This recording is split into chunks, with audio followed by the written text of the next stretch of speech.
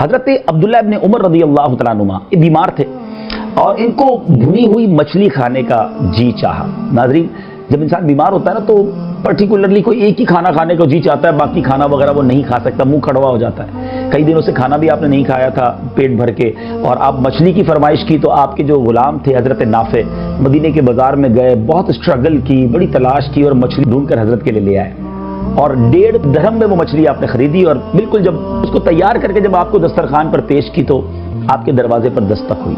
کسی فقیر نے کہا کہ اللہ کے نام پر کچھ دے دو۔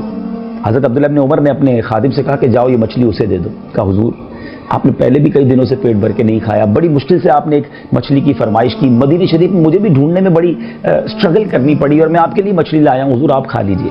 فرمایا میں نے کہا نا اس کو فقیر کو دے دو۔ حضرت نافع گئے اور وہ مچھلی اٹھا کر اس غریب کو دے دی۔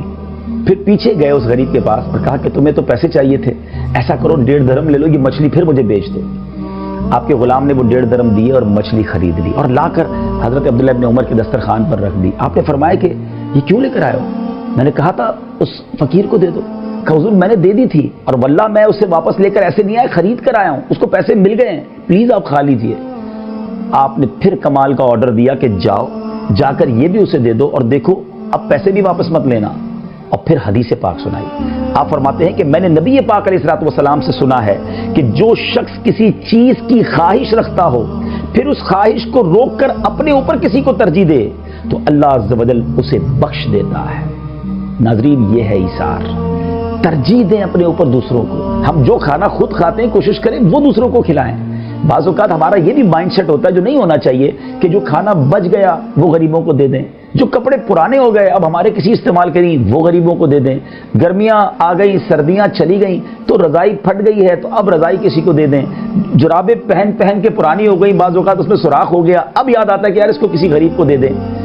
یقیناً یہ بھی دینا چاہیے لیکن وہ ثواب نہیں ہے جو پیاری چیز دینے کا ثواب ہے، اس کا مزہ ہی اور ہے نا۔ یعنی ہماری عجیب سی تھنکنگ ہے ناظرین، ہم اللہ کی راہ میں جب بھی دینے کی باری آتی ہے تو ہم کون سی چیز دیتے ہیں؟